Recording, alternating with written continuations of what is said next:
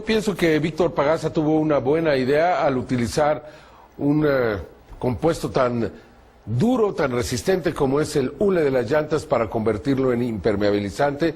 Los resultados hablan por sí solos. ¿Usted quiere conocerlos? Pues bueno, pónganse en contacto con Víctor Pagasa y tendrá un buen producto y además ayudará a reciclar cada vez más llantas que ensucian todos los basureros de nuestro país. Continuamos aquí con la investigación que realizó la Comisión Ciudadana de los Derechos Humanos de los Estados Unidos en torno a los fármacos, en torno a las enfermedades mentales. De acuerdo a esta investigación, las enfermedades mentales prácticamente no existen, sino que existen algún tipo de desórdenes, pero nada que se pueda comparar con el conocimiento de los supuestos químicos del cerebro y que usted lo va a arreglar todo con una pastillita. Por el contrario, existen muchas posibilidades de que usted arruine a esa persona. ¿No me cree? Vea la siguiente investigación. We took him to a psychiatrist, and within a matter of minutes, yeah, she's ADHD, and here's your drug. Went on the Medicaid, and 5 minutes later, he was on Zyprexa. He saw the psychiatrist and prescribed the medicine for 20 minutes. The guy didn't even look at her. He talked to her a little bit. Now, how can you tell if somebody's ADHD or not ADHD from just a few minutes talking to her? Next thing I know, I'm getting handed a handful of Xanax. That's how easy it is to get these drugs. Just so easy. It's just passed to me like candy. That's simple.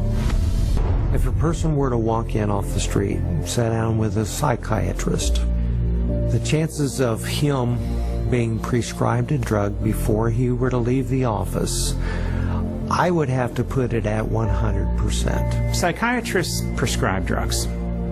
They might have different ways of diagnosing, they might have different ways of interacting with a patient, but it's rare to find a psychiatrist that uses no drugs. The psychiatrists today are, in quotes, admitting they can't cure these mental illnesses, and they're therefore going to manage your illness by using a drug. Psychiatrists had a wonderful opportunity, they felt, to become respected in the eyes of their peers. They raced to create a whole diagnostic book called the DSM, the Diagnostic and Statistical Manual, which was created by consensus. A group of psychologists and psychiatrists get together, and if they have made common observations, they have a vote and they now classify a new disease. And they give it a number and it graduates into the DSM classification. And it's a dangerous book. It's a book that has many disorders that could apply to any one of us, because the disorders are not real medical diseases. And it's things that apply to nearly all of us at times. Are you afraid of meeting new people? Are you afraid to speak in front of a large crowd of people? Does it make you nervous to go and to talk to your boss about a complaint? You can invent a mental disorder based on a checklist of symptoms, and that is exactly how the Diagnostic and Statistical Manual, the billing Bible for psychiatry, works. Desde la primera edición del DSM en 1952, la cantidad de diagnósticos ha crecido continuamente. Partiendo de un folletito de 130 páginas que enumeraba 106 de los así llamados trastornos mentales, el DSM se ha inflado hasta ser un abultado tomo de 886 páginas. Es solo por medio del uso de este libro que los psiquiatras pueden diagnosticar, drogar y cobrar por sus servicios. De hecho, la industria psiquiátrica usa actualmente el DSM para recaudar más de $72 mil millones en seguros privados y del Estado.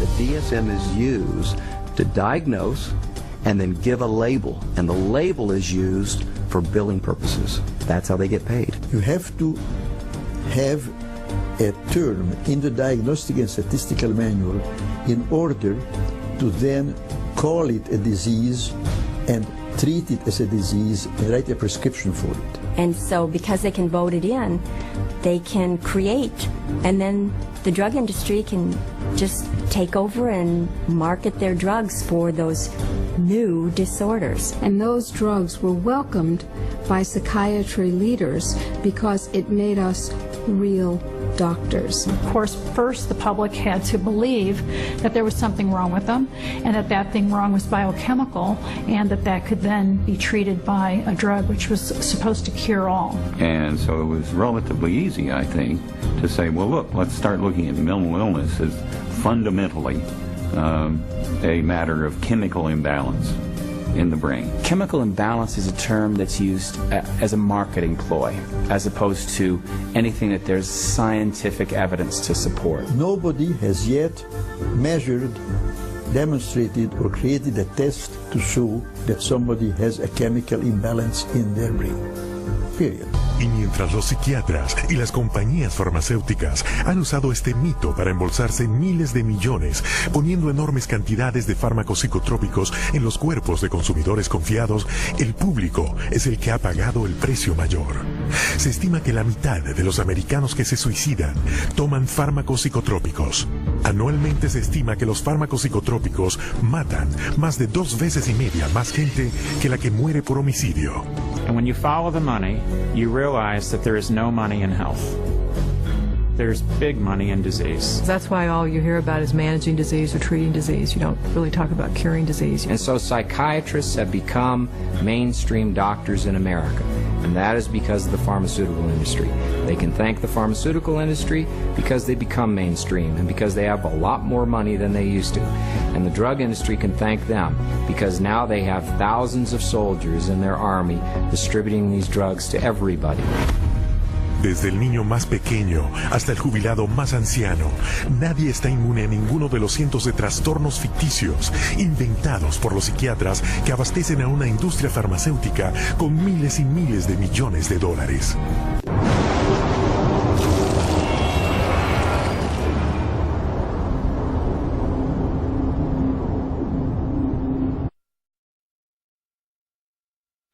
La cámara hiperbárica, esta que le inyecta a usted el oxígeno a gran presión, pues ha ayudado a un gran número de personas con diversas enfermedades. Por ejemplo, el pie diabético, que a veces